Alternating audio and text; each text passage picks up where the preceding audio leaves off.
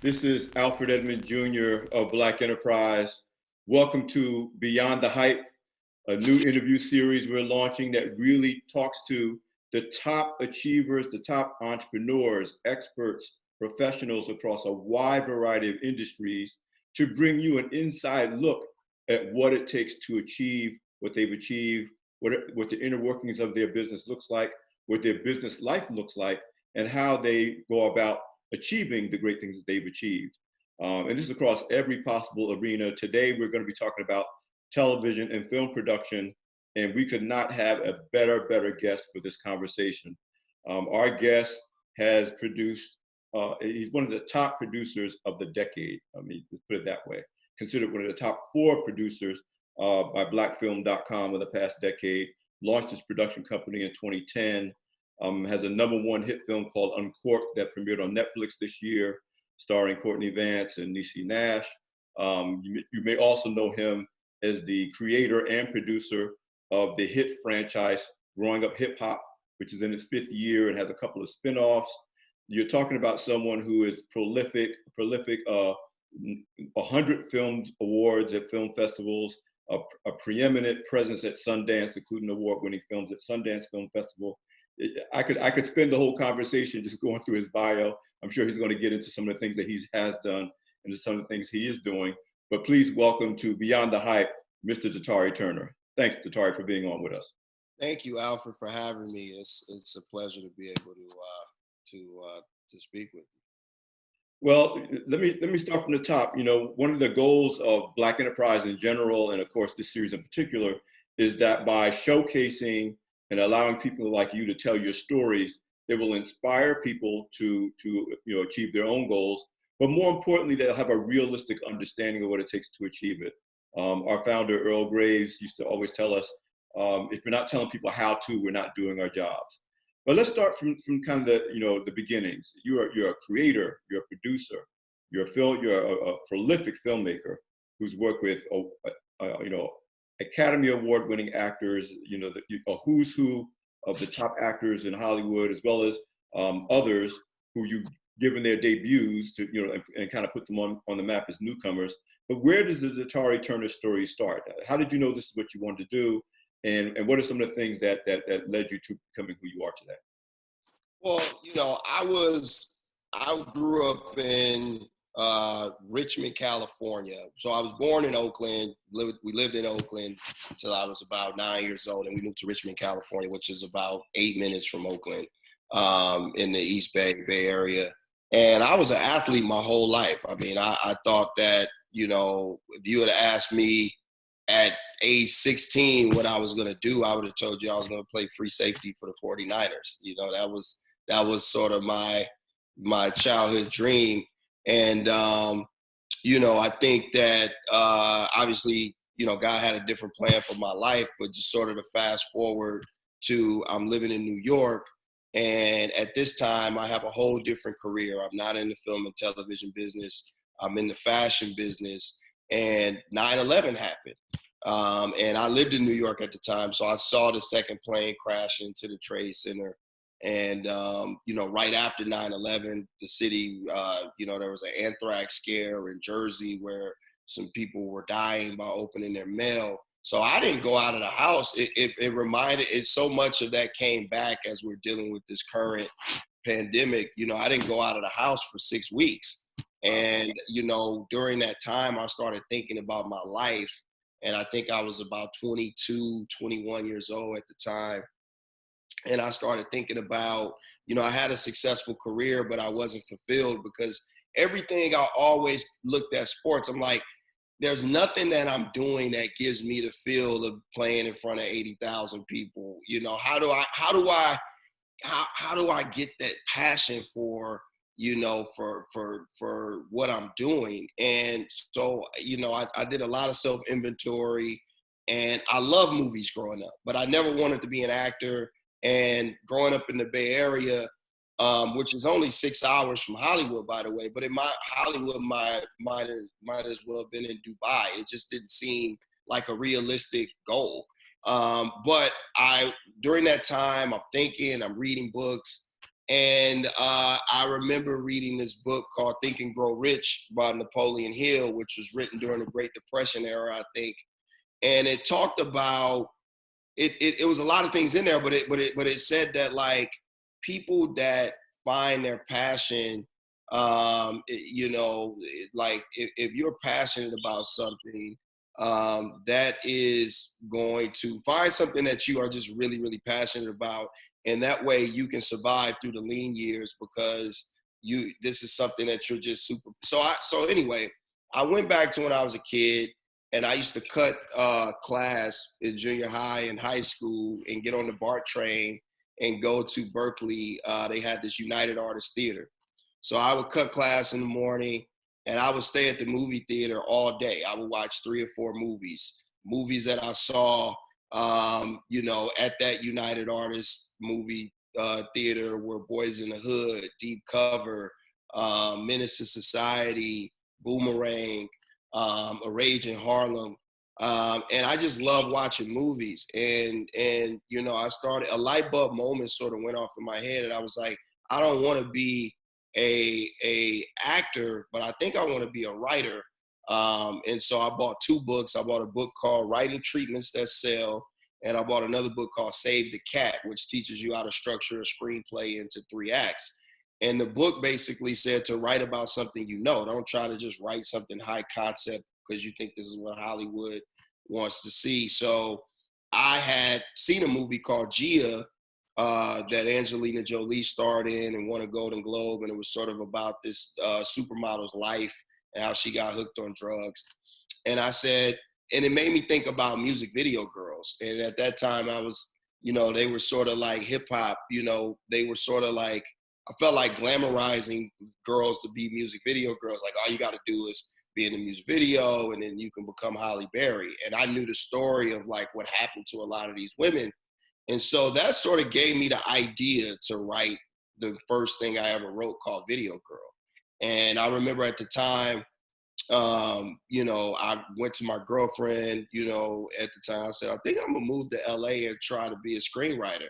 And she thought I was going through, even though I was only 22, she thought I was going through a midlife crisis. She's like, I know you got a lot of trauma from this 9/11 thing, but like,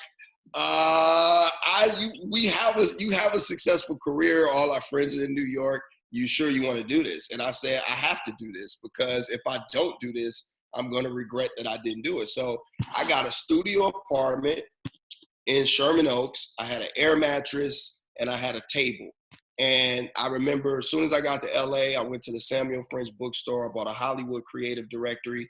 And this book has all the production companies in all of Hollywood. Like it has their numbers and addresses.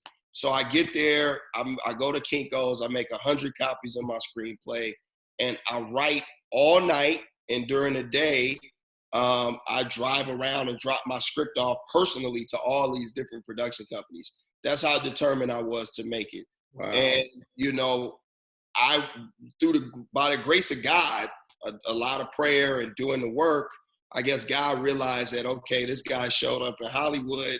He's like actually here. He's dropping his script. I was able to get a company to option my screenplay, which is how I met Megan Good.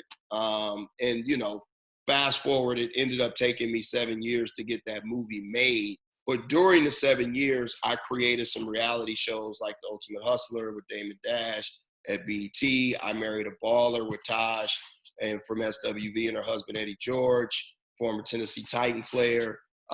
You know, I sort of like reality TV sort of started to explode in the 2000s. And so I was able to create some shows.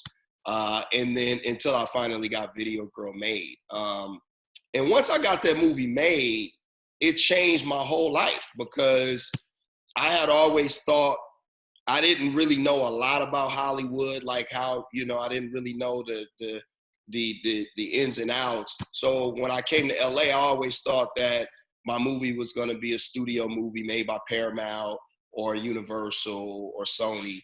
And what happened was the independent business began to like really like, you know, catch fire. And I remember the year that I made Video Girl, I think 7 of the Best Picture nominated movies at the Oscars were all independent movies. Like The King's Speech was an independent movie. The Kids Are All Right, Black Swan. These are movies that were financed independently, started off at a film festival, you know, then got a distributor, and then sort of caught fire and, you know, got Oscar nominations. So that just really, like, it changed. You know, I had Megan Good. I had Ruby Dee attached to the project.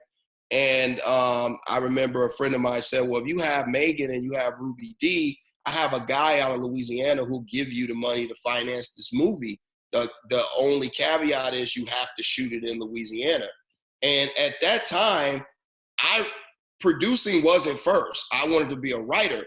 But what I started to realize in Hollywood is that the richest people in Hollywood were the producers. The most powerful people in Hollywood were the producers. The people that built Hollywood were the producers. And even when you think about people like Steven Spielberg, the first thing comes to mind to people is that, oh, he's the most successful commercial blockbuster movie director of all time. However, his wealth comes from producing. He's produced over close to 200 movies. He produced the Transformers. He produced all the Back to the Future movies. He produces the Jurassic Park franchise, and he founded a studio, DreamWorks, SKG, with David Geffen and Jeffrey Katzenberg, all billionaires, by the way. So I pivoted because, you know, again, I spent 7 years writing and rewriting that film. And I just thought, once I realized how powerful the producers were in Hollywood, that I could be more of a service to people. Because that's the thing about it too, is when I would research these producers like Jerry Bruckheimer and Brian Grazer and Scott Rudin, they would have like 60 projects in development. And I would just be blown away by the output, like that they could make all these movies and TV shows and all in 1 year. And I'm like, man, I could get a lot more done by being a producer. Because being a writer is a lonely life. Like, you're locked in a room, you're doing draft after draft. But as a producer, I could produce multiple things at one time. So I thought that was the best way that God could use me to be a blessing to other people. And you just dropped a bunch of gems on the first question. Now, I'm going to say this for the listeners and the viewers of Beyond the Hype. This is a show you need to take notes when you're watching, because the people we're going to have on this show are really going to share some very valuable information that will help you to go along. And just that part of the journey, the realization of, I mean, I'm a writer. If you're a writer and any kind of writer, it's just you. At some point, it's just you and your device that you're writing on. Yeah. There's no cheering crowds. There's nobody patting you on the back. You got to get words and ideas out of you, and it's got to make sense. And it's a lonely way to do things. Even if you love it. I mean, I love writing, but I tell people not everybody's cut out for it because of that. So that even that shift from understanding, and even as a newcomer to the industry, recognizing, okay, this is what writers do, but this is what producers do, and look at the difference in both impact and outcome is very, very valuable information. So again, take notes, everybody. Take notes. You'll be learning a lot over this next hour or so. So let me bring you a little bit current. And you talked about having the passion to manage through crisis, through adversity, through disruption. And right now, just to be current, we're in the middle of another one. The coronavirus is impacting the entire world. Every industry, filmmaking and television is not an exception. Talk about some of the impact of that on both your television projects, growing up hip hop, your film projects, and even just your life and sheltering in place as a producer. And producers don't work inside isolated homes. I mean, that's not what production is about. But your passion for what you do is what also gets you through these types of periods, even when they're unexpected. Talk a little bit about what your life is like at the current moment, given our management of this crisis as a global community. Well, I think, first of all, when this happened, I had 3 movies in production that all had to halt production. I had 4 television shows. We have 4 series in the Growing Up Hip Hop franchise. We had Growing Up Hip Hop LA, which is in season 5. We have Growing Up Hip Hop Atlanta, which is in season 3. We have Growing Up Hip Hop New York, which is in season 1, 1B. And then we have Waka and Tammy, which we just recently launched.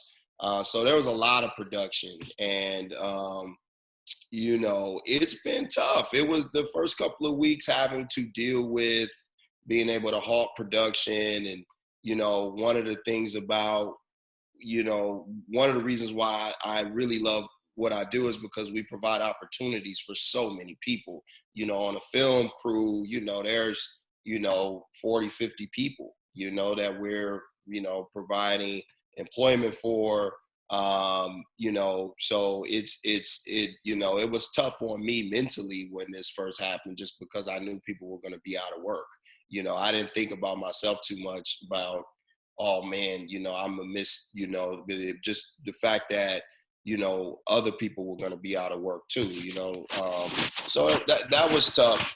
And then also a big part of my film business is relying on film festivals. So when Uncorked, you know, we were initially going to premiere Uncorked at the South by Southwest Film Festival with another movie I had called 9 Days as well. So when the festival got canceled, the filmmakers were devastated. And, you know, Netflix had a big, huge campaign around Uncorked where they were going to do an LA premiere and a New York premiere. So all of that went away.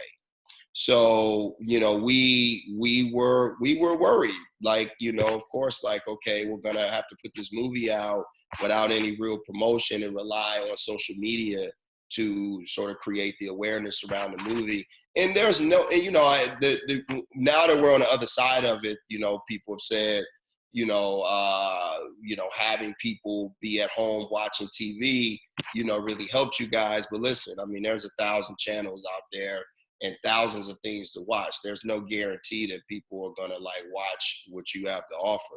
But you know, I was really, you know, it did turn out really well for us. We did end up having the #1 movie in the country the opening weekend. You know, there wasn't any box office going on. And I'm really grateful we were able to create a lot of awareness online. But I think aside from that, I think this is a great, I always go back to right after 9/11 and living in New York and the anthrax scare. You know, that was a really great opportunity for me. And it was tough. I mean, it was a lot of turmoil in the city, as you know. You know, the church lines were like a mile long. It was a lot, you know, you'd be on the subway sometimes and people would just be crying, you know what I mean? But it really, it allowed me to be able to sit. I think sometimes in life, we're moving so fast that we don't really just sit still and ask yourself the right questions. Because usually my dad used to always tell me, he said, if you ask yourself the right questions, usually you'll come up with the right answers, you know, but you have to ask yourself these questions. Are you happy? Are you passionate about what you're doing? Does it fit? What is your mission statement in life? Like, how do you want to be remembered? What do you want to contribute to the world? Like, sometimes we just get we get on this treadmill of life of like, oh, we got to pay bills. We got to take care of kids. We got to take care of family. But like, you're not really doing that self-inventory on yourself. And this is the entrepreneur generation. There's never been a better time to be an entrepreneur. There's never been a better time to be a Black creative in our business. One of the reasons why, you know, I'm a spiritual person. I feel like God, you know, ordered my steps. And I had no idea I would be in the entertainment business as a kid, but I was very fascinated with movies. And what I started to realize as I asked myself these questions, what is my mission statement? What is the type of things that I want to produce and get behind as a creative? You know, I started to think about our world. And, you know, a lot of times people would always say, you know, that art imitates life, but it's actually the other way around. Life imitates art. And for 100 years, you know, white men told our stories, you know, and just imagine if you only told, you know, the 3 worst things about a race, that we're dangerous, that we're, you know, we're killers, we're drug dealers, we're pimps. And so that imagery is all over the world. In fact, most people that are racist didn't even grow up around any Black people. They got what they think that we are based on what they see on TV and film. And so I wanted to create change in that space. You know, I wanted to, you know, I feel like we are in a great time, because I used to always say, like, Black movies fell in like 3 or 4 categories. It was always about our pain and what we overcame, like Roots or 12 Years a Slave or Glory, or you had to be the most amazing Black person that did the most amazing thing on the planet, Ali, Malcolm X, Hidden Figures, or it was the gangster movie, you know, New Jack City, Boys in the Hood, Menace to Society, or the Black comedy. You know, we were in such a box. You know, when you think about sometimes white movies, it's like Manchester by the Sea is just about a guy's life on a Wednesday. He's not curing cancer. He's not, you know, the best of the best. It's just his life on a Wednesday, you know? And, you know, I've always been fascinated by imagery, and you know, one of the things that is really important to me and my mission statement is, you know, growing up as a kid, lower middle class in Richmond, California, they're not advertising jobs to be a producer in Hollywood. You know, like most of the jobs that they advertise to people of color, if you want to be in the entertainment business, is to be the artist, to be the actor, to be the musician. You know, you know, I don't want to say they don't want you to be the producer, or they don't want you to know about ownership, but that's definitely not what they're advertising. Right. And, you know, for kids that look like me. So I think if we want to change things, we always talk about, you know, whenever there's a lack of nominees at the Oscars or Golden Globes, we always have these campaigns, Oscars so white. But if we really want true change, then we have to inspire and encourage people that look like us to be producers, to want to be studio heads and executives. Everybody can't be the movie star. And that's how you create real change, because really think about this, Alfred. If you're a white man who runs a studio that runs Paramount, art is subjective, right? You're going to make movies according to your personal taste. You see, that's the way that goes. You know, this is still humans that are at the top of this thing. So you're going to greenlight movies based on your personal taste, right? How you grew up, your perspective on life. So if you have a Black man who is the president of Paramount, he's going to greenlight movies to his personal taste as well. He's going to give more directors deals at the studio. So when you look at Universal and you look at Warner Brothers and you look at Paramount and you see like there's 10 directors that got overall deals with the studio and maybe one Black person, is because, I mean, they're doing what they're supposed to do, you know? But in order for us to change it, we have to change our mindset of what we want to be. If we want to change things, you got to change things from the root. We have to get a Black studio executive. We have to get a Black president. We've had a Black president of the United States before. We've had a Black person run a studio in Hollywood. Wow. So you hit on a couple of important points. One of them, when you talk about the narrow boxes that most quote unquote Black films or films about Black people fall into, there's been a little bit more diversity maybe over the last 5 years, but for the most part, you're right. It's those same genres, you know, both in television and in film, frankly. But what you've been able to do, even in that environment, is to tell stories that don't fall into those boxes, or produce films and stories that don't fall into those boxes, but still are commercially successful. You've produced over 200 hours of original programming for WeTV and Netflix, and I can name 7 or 8 of them.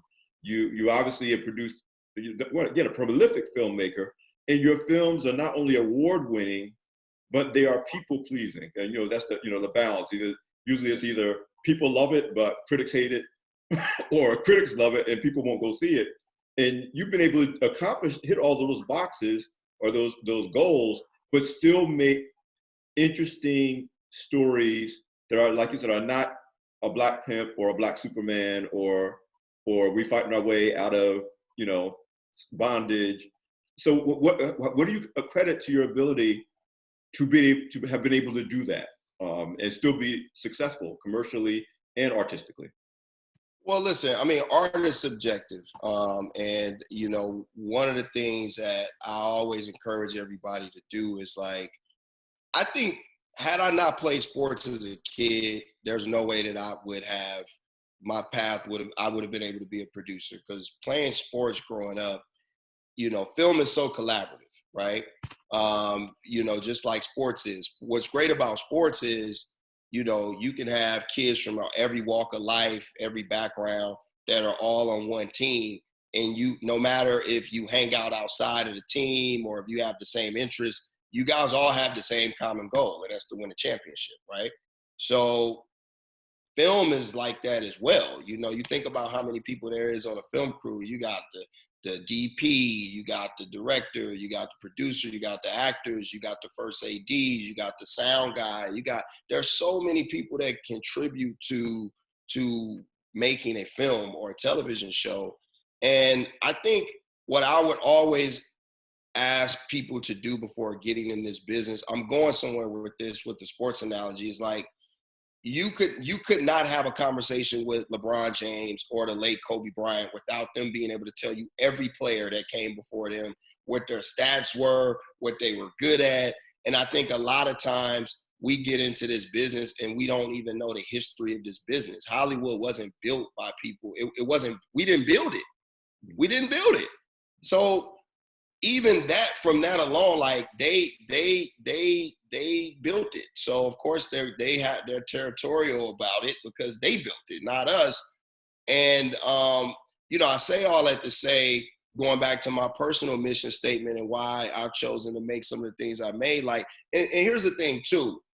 Most of the time, you're not going to get your flowers in this business until you die or later on in life.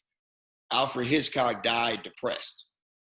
This guy was, you know, essentially while he was alive, a B-list movie maker. He wasn't considered an A-list filmmaker. He made like 70 movies. Only 2 of them were commercially successful, The Birds and Psycho. Yeah. Now that he's died, he's got 4 movies on the AF 500 greatest movies of all time.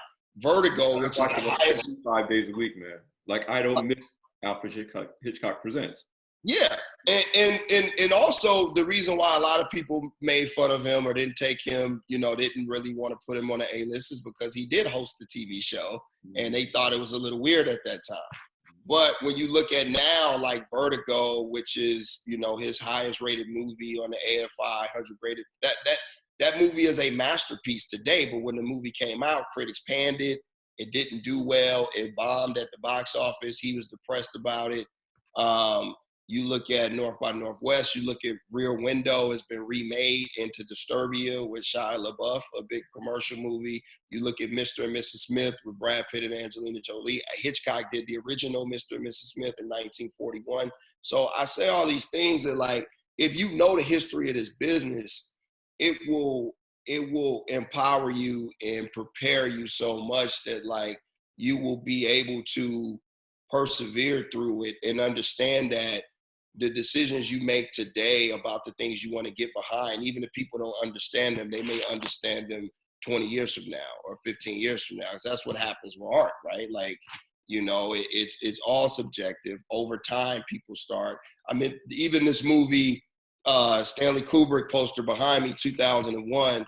I remember when that movie, you know, I wasn't alive when the movie came out, but I watched and read a lot on the film, and I remember watching this documentary on Kubrick, and it had Woody Allen and all of these people talking about the film, and they all said when they saw the movie they didn't like it, they didn't understand it, and what they realized years later was that the artist was just far ahead of what they were, where they were, and now, you know, it's considered a masterpiece. You know, it was the first movie that won an Oscar. It was the first sci-fi movie that won an Oscar.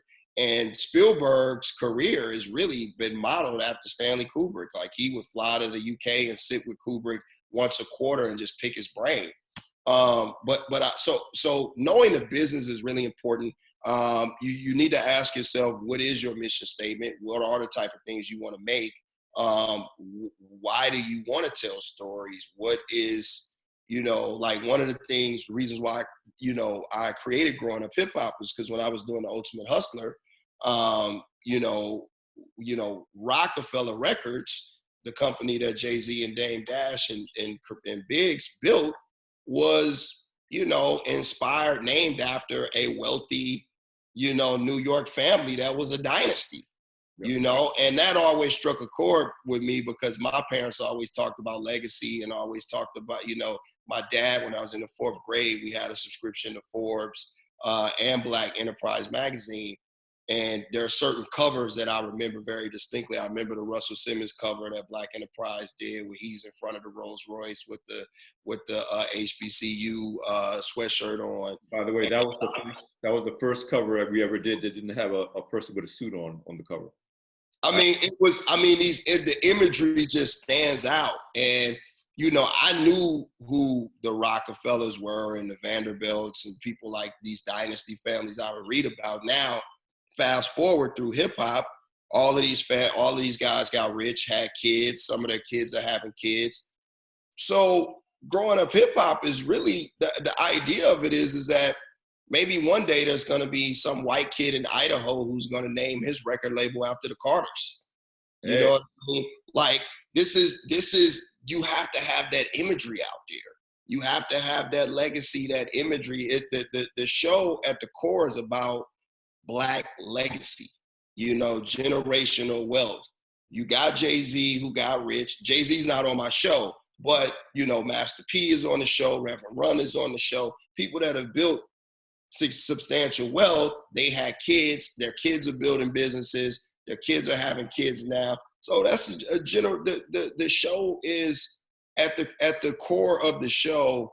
It's about Black legacy and Black excellence and empowerment. You know, you hit on two different points you hit on that I really want to emphasize for our audience about succeeding in any industry. And in this case, you're talking about film and television production. It's knowing the history of your industry, especially if you're coming from the outside and you have to learn it.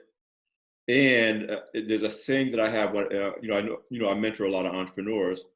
And they'll start a business, let's say fashion, since you were in the fashion business. So I know several people who are fashion designers. And they're in there, you know, the person I'm thinking of is in Wichita. Very talented, very gifted. Have been doing what they've been doing for 4 or 5 years, but they pretty much stayed isolated. And what I tell entrepreneurs like that is like being the best basketball player in your driveway, it's not going to get you where you got to go. That sooner or later, you got to join a league. You got to get around other people who do what you do, who think like you think and sell what you sell. And in the case of this particular entrepreneur, I got her to go to back in the magic show.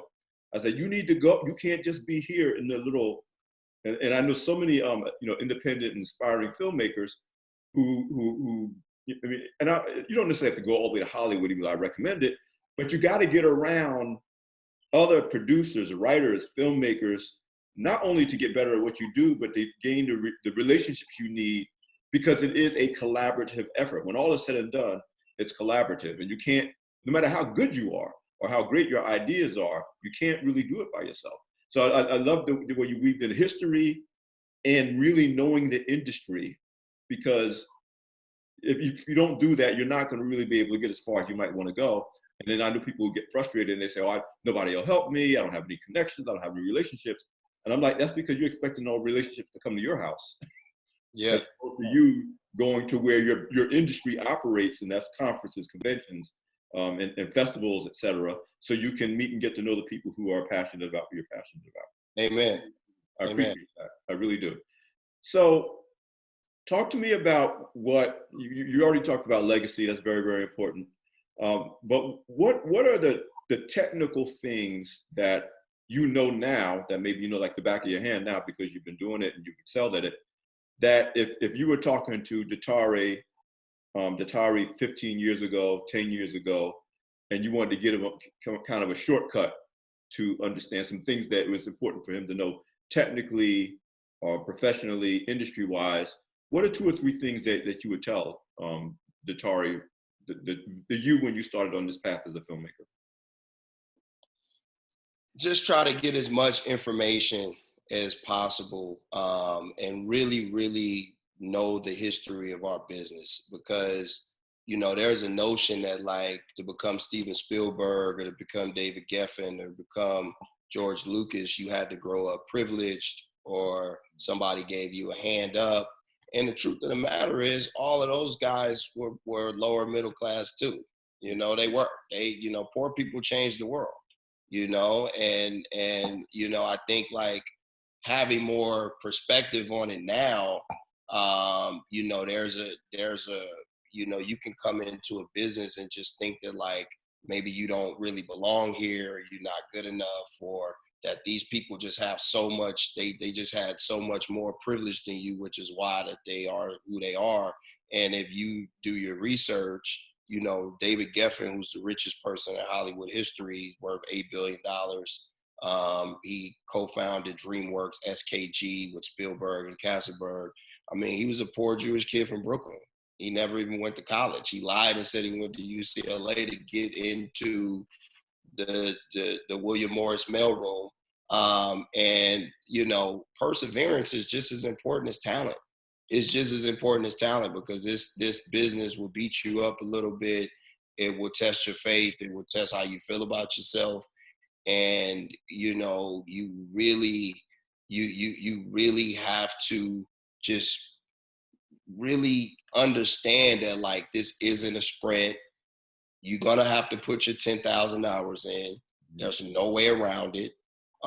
You're gonna have to put those. Just be more patient and really like enjoy the process of this. You know what I mean? Because it's gonna be a process.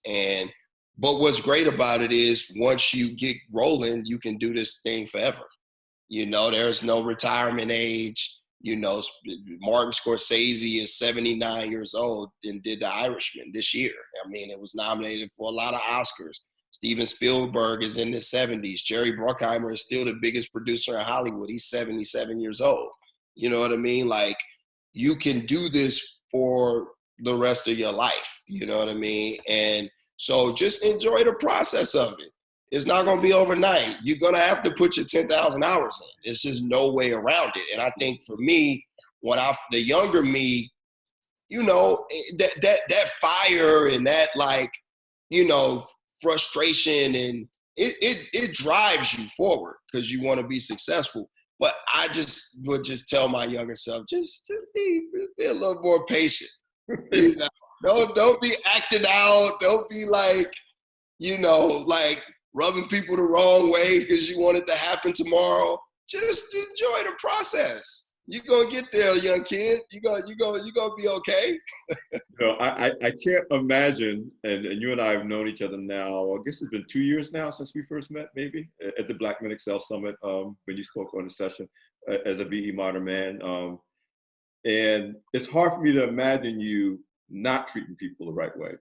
And I say all that to say, one of the key things, again, this is advice I give to entrepreneurs and professionals that I mentor, and the common thread of really people who are successful over the long haul, not short-term successful, is that they really, whether they're extroverts or introverts, it's not a matter of that. It's having a keen understanding of how to treat and relate to people. And one of the first things I observed about you when we first met, I was like, this dude knows how to treat people. He still gets his thing done. How important is that in the larger equation, especially doing what you do? I mean, you work with everyone from people who are your elders and who are established actors, and you obviously you're trying to get them to feel and see your vision. You got newbies who maybe this is their first time they ever started anything or first time they did a film. You talked about the hundreds of people that work on a film that have to do their thing for it to happen. And how important it is to be able to relate and treat all of these people in a way that gets you what you want, but still have them respect you and you can respect them from all walks of life.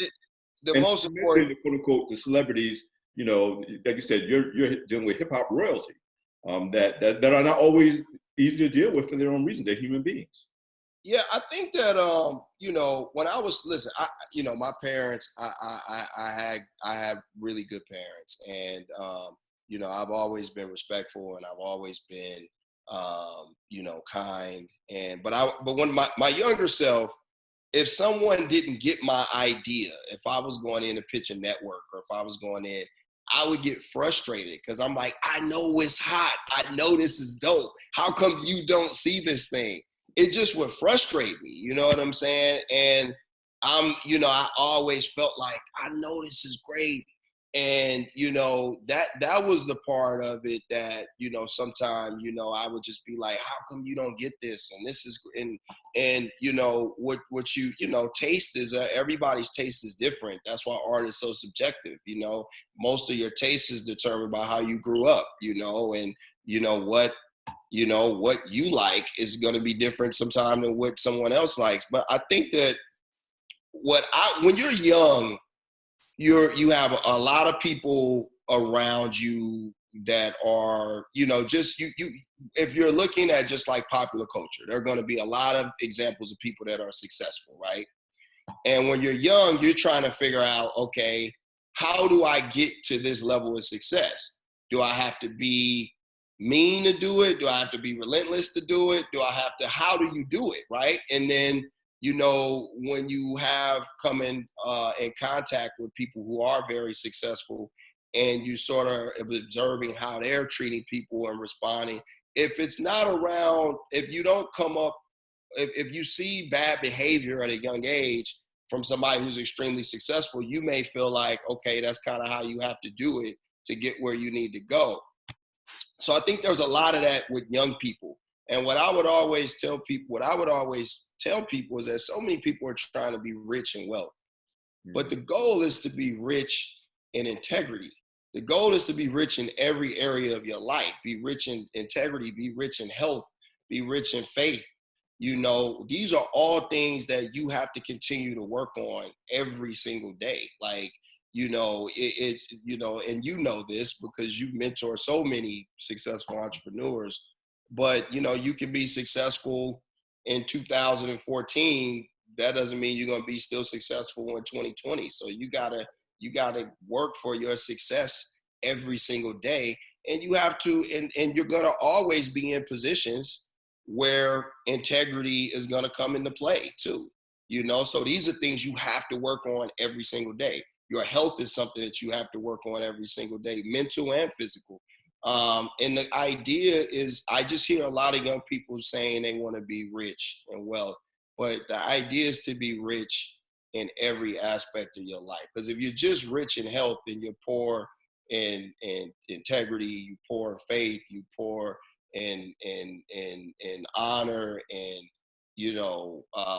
mentoring, then the rich and wealth thing may not last very long. Right. That's absolutely true. It's absolutely true. Listen, we got about 5 minutes left. I don't want to take up all your time. You've been truly generous, and this has been, God, just very enlightening. I'm really thankful to just have you on Beyond the Hype. I want to close out with this. Well, two things. One, what is next for Dattari? Let's assume, obviously, at some point we're going to get through the pandemic. We're going to return to some, even if it's different from what we left, we're going to go back to work. We're going to go back and do the things that we do and pursue goals and achieve objectives. What are you looking to do next? What's your next film? What's the next thing what should we be looking for from Datari Turner as we move forward? I got a lot of things I'm excited about. I'm working with Jamie Foxx now. We're working on a couple things on the film side that I'm super excited about. I have a film that premiered at Sundance called 9 Days with Winston Duke and Zazie Beetz that is going to come out later in the year. And work doing more growing up hip hops, of course, and working on some pretty cool documentary projects.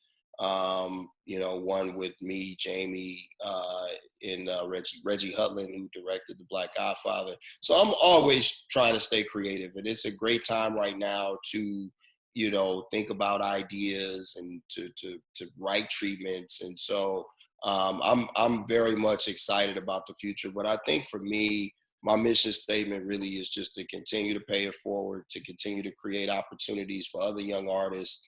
If I can, if I can share information and inspire, more people to want to take my career path versus being an actor, that's how you change things in our business. You know, like this is, you know, and you know, pour honor on other people's names too. I love what Will Packer is doing. He's incredible. I love what Tyler Perry is doing. I love what Broderick Johnson is doing.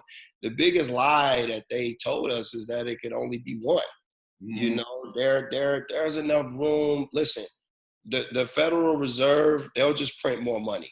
They ain't never gonna run out of money. Like it's enough for us all out here to live well, to be impactful, we all are in different lanes, although we're all, you know, content creators. We all do different things. You know, listen, you see these superhero movies where you need 30 superheroes in the movie to defeat the bad person. That's already telling you what the formula is. You know, this is why Hollywood is ran the way it is. All the people that run it work together. They're giving you the formula if you look at it closely. Like, if you really look at what this is representing. Why can't Batman win by himself? Why can't Superman? They got 30 superheroes in one movie. So why can't we be black 30 superheroes working together? Why can't we all, you know, pick up the phone and call each other and work together and salute each other and empower each other? That's the formula. It's all about, you know, that's what I'm really excited about and looking forward to, is just, you know, like, we got to push this thing forward, you know, like, and it's really going to be up to us to do it. We got to work together. We got to share information. We got to mentor. We got to empower people. Those are the things that I want to leave this earth having given just as much as I received, you know, like, and I'm really passionate about that. Listen, man, I can't think of a better note to end this conversation on. Everything. First of all, I watch Avengers Endgame. I'm a superhero junkie, but for those reasons, like you said, that it's about people coming together, blending their powers and abilities to achieve a great thing or to do something really great. So I love that you use that analogy, but again, thank you so much, Dattari, for taking this time to have this conversation, for being the guest of Beyond the Hype. This is Alfred Edmond Jr. from Black Enterprise for Beyond the Hype, and thank you guys for listening.